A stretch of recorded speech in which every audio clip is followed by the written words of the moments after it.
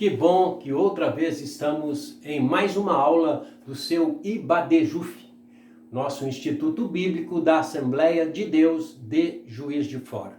É uma alegria estar com você em mais esta aula e hoje finalizando nossa matéria Evangelhos. Nosso Instituto tem o prazer de receber você a cada instante em que nós podemos estar juntos e assim estarmos levando a palavra do Senhor neste curso, compreendendo mais a vontade de Deus para cada um de nós. Nosso diretor executivo, o pastor Kleber Ramos, nosso presidente, o pastor Samuel Lopes. Hoje estaremos estudando mais uma aula especial e quando estaremos tratando do Evangelho de Jesus Cristo, segundo escreveu o evangelista João. Eu quero ter a sua atenção e queremos ter conosco o Espírito Santo, nos conduzindo e nos ajudando a estarmos entendendo e buscando mais da palavra do Senhor para o nosso entendimento. Que nós possamos assim, então, estarmos alcançando de Deus aquilo que Ele quer para cada um de nós. João escreveu o seu evangelho com o propósito de apresentar a divindade do Senhor Jesus Cristo.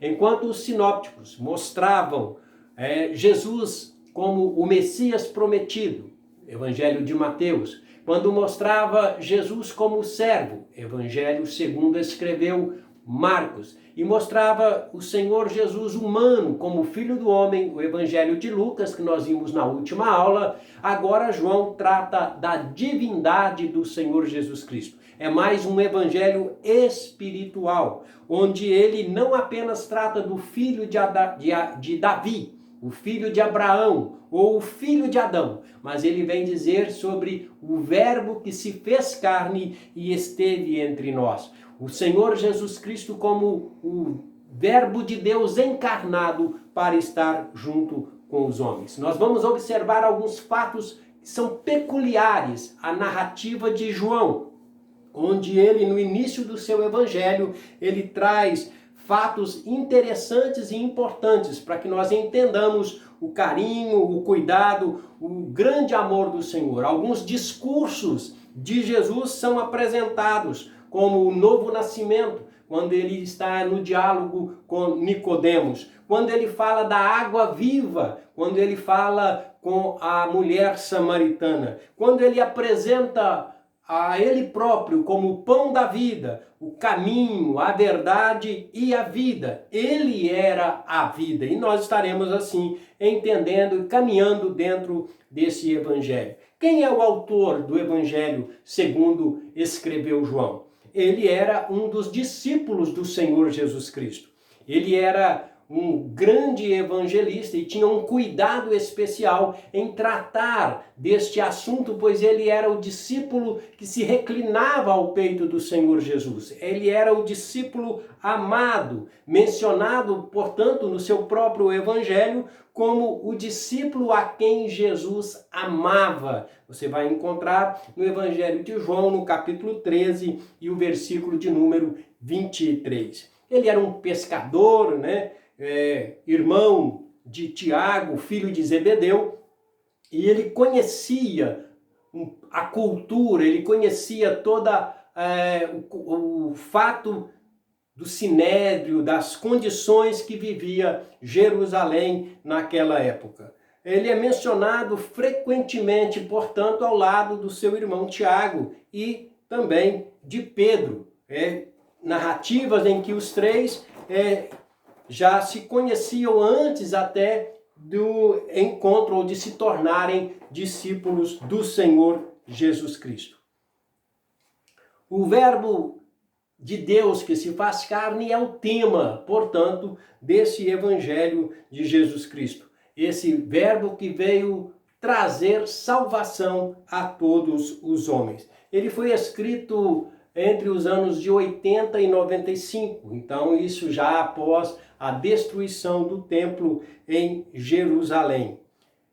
João chama Cristo de o verbo de Deus e para os seus primeiros ouvintes, significando então que ele era especial. A igreja estava nesse momento, sendo atacada por pensamentos filosóficos, né? O gnosticismo estava chegando e havia entrado, portanto, no seio da igreja, e era necessário combater toda essa heresia que se apresentava. Então João toma esse cuidado de apresentar Jesus Cristo, o Filho de Deus. Ele foi escrito principalmente então para toda a igreja, né? Para a igreja de uma forma em geral, principalmente defendendo essa informação de Jesus Cristo como Verbo de Deus. Os primeiros 3 evangelhos que nós estudamos, os evangelhos sinópticos, eles foram escritos aos judeus, aos romanos e aos gregos. Mas agora a gente vê João escrevendo de uma forma geral a toda a igreja. Então ele escreve buscando fortalecer, edificar aqueles que se converteram ao Senhor Jesus Cristo. Por isso contém um pouco dentro do seu evangelho de algumas doutrinas. Por exemplo, a pré-existência do Senhor Jesus Cristo, né? A sua encarnação, a sua relação com o Pai. Eu e o Pai somos um. Então a gente vê essa ação dentro do Evangelho de João, trazendo essa informação de doutrina, de conhecimento. E a obra do Senhor Jesus Cristo através também da ação do Espírito Santo. A gente vê esse cuidado de João dentro do seu relato. Ele crê, então, que os seus leitores já eram familiares de alguns assuntos ou até de algum outro evangelho. Já haviam lido, já haviam ouvido falar do evangelho de Marcos, que foi o primeiro evangelho a ser escrito, e o evangelho de Mateus e de Lucas. Então ele trata da maioria dos acontecimentos mais conhecidos, né, da vida do Senhor Jesus Cristo. E ele omite até alguns desses fatos porque já estavam sendo narrados por outros evangelistas. E o que ele também corrobora nas suas informações é a paixão e a ressurreição do Senhor Jesus Cristo.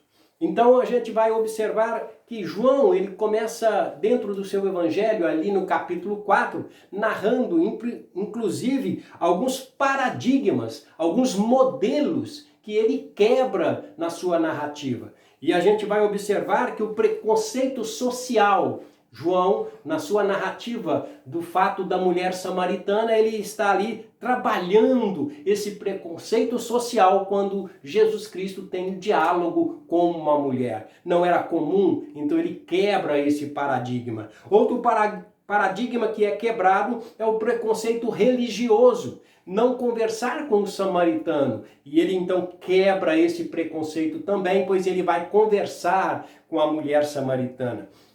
E outro preconceito é o preconceito moral, que é também quebrado, porque ele vai conversar com uma mulher que não tinha marido, uma mulher adúltera, uma mulher que vivia ali na prostituição. Então ele vai quebrando esses paradigmas, trazendo para nós a compreensão do amor de Deus, do Deus que amou o mundo de tal maneira que deu seu Filho para que todo aquele que nele crê não pereça, mas tenha a vida eterna. Então a gente vai observando alguns detalhes, algumas particularidades dentro da narrativa, dentro do Evangelho de João. Ele usa, por exemplo, linguagem simbólica, quando ele narra alguns fatos, quando ele traz alguns ensinamentos.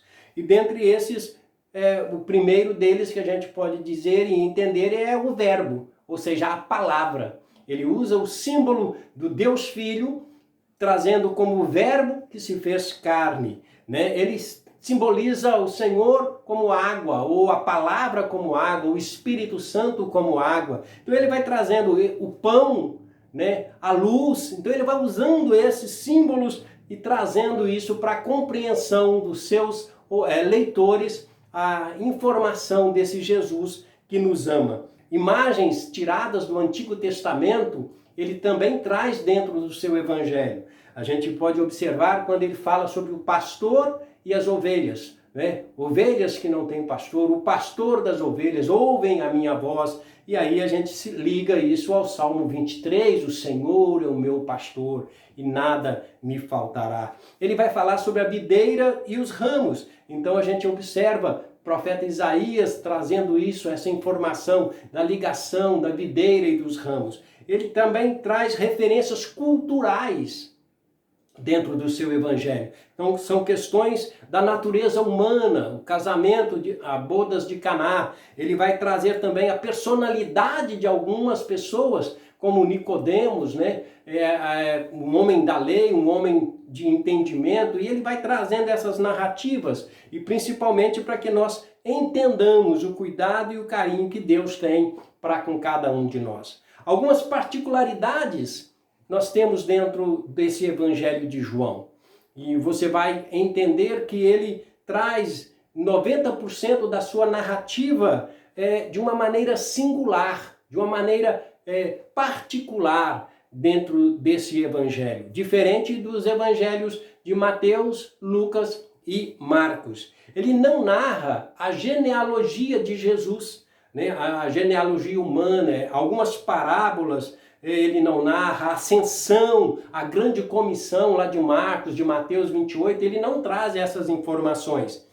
A palavra crer ou aceitar a Jesus, no seu evangelho aparece 98 vezes. Então a gente tem que entender o cuidado que João estava tendo em mostrar que o Filho de Deus tem a necessidade de se apresentar aos homens e os homens recebê-lo como Salvador. A ênfase é dada principalmente a alguns encontros pessoais. Nicodemos, a samaritana, o cego de nascença, que ele tem um diálogo, que ele tem uma conversa, que ele narra a essas pessoas as verdades da palavra que veio para fazer do homem uma nova criatura.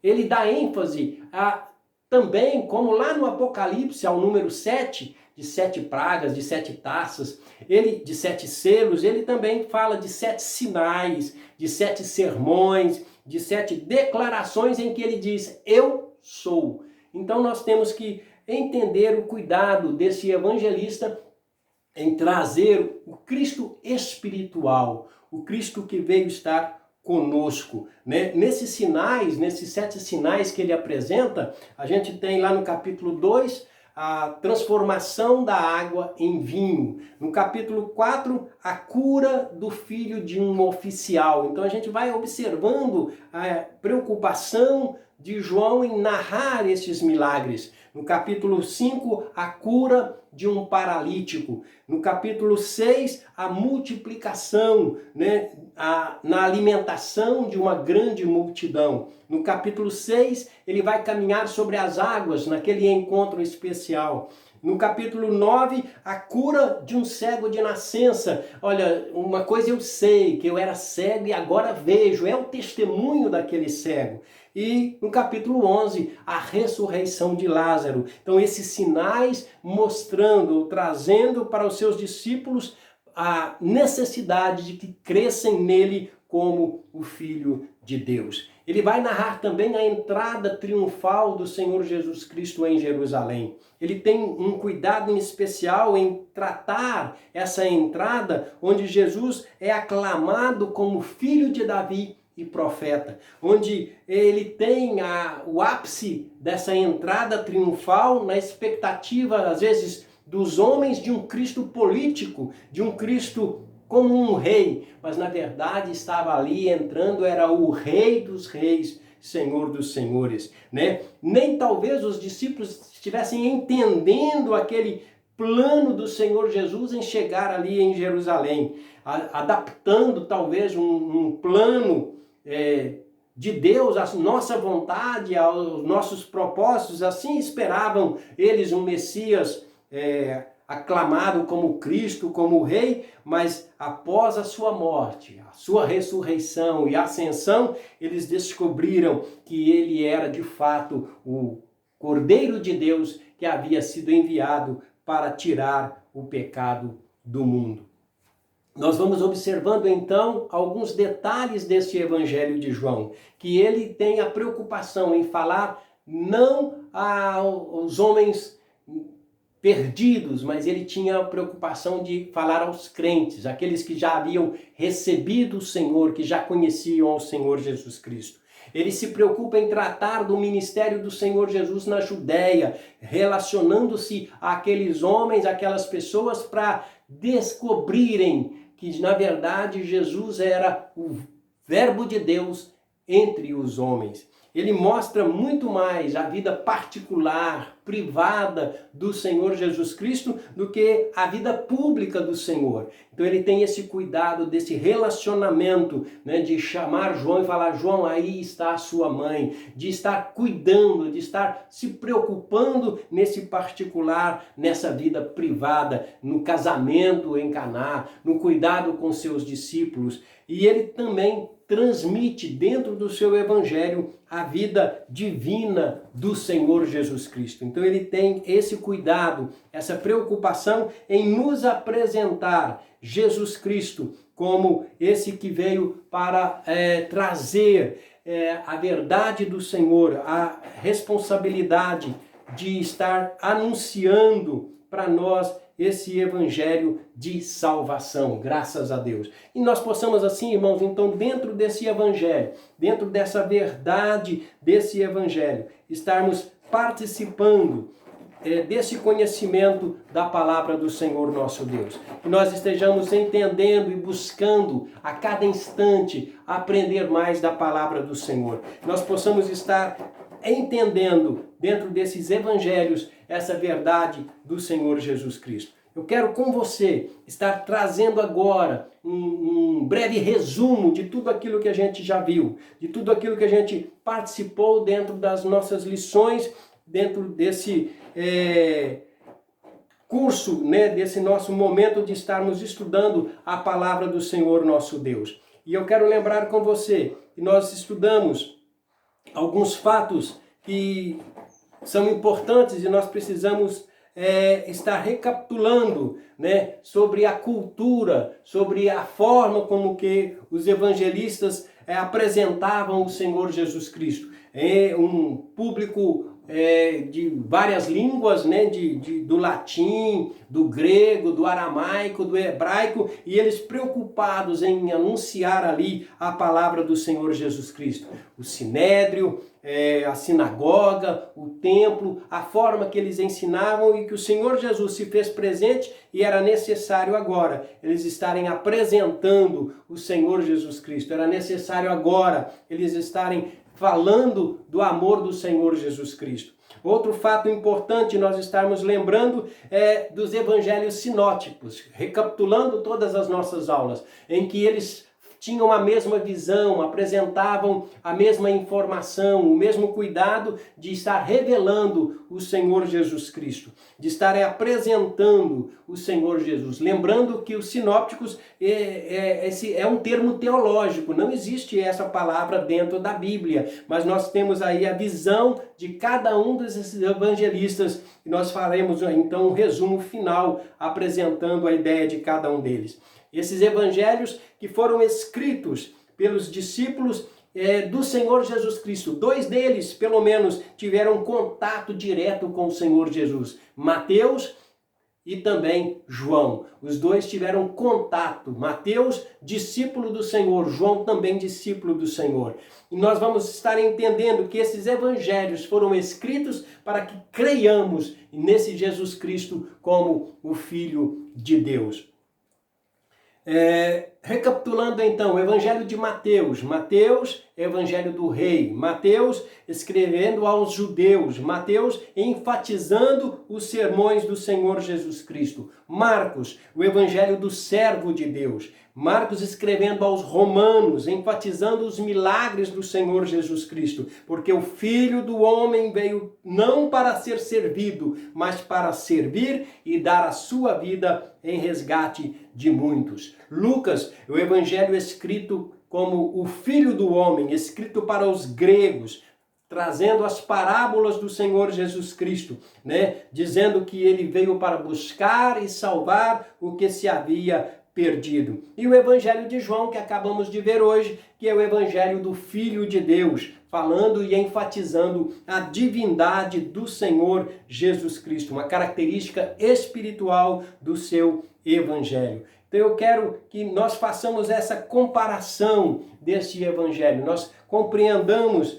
essas verdades deste Evangelho do Senhor Jesus Cristo, que Mateus, escrevendo como rei, figura do rei, para os judeus, profético, linkando o Velho Testamento ao Novo Testamento. Marcos, servo, escrevendo aos romanos, milagres, a prática do Evangelho, o Evangelho em ação. Lucas, o Filho do Homem, escrito para os gregos, ênfase nas parábolas, uma narrativa histórica, ele fazendo um tratado para o seu amigo Teófilo, narrando a vida e o Evangelho do Senhor Jesus Cristo. E João, Filho de Deus, escrito para a igreja, falando da divindade, mas o Evangelho espiritual. Que nós estejamos, queridos irmãos, nos preparando cada vez mais para estar divulgando essa palavra, firmados nesta palavra, amando esta palavra. E eu quero, nesta hora, agradecer a você que esteve comigo e fazer uma oração, pedindo a bênção do Senhor sobre a sua vida.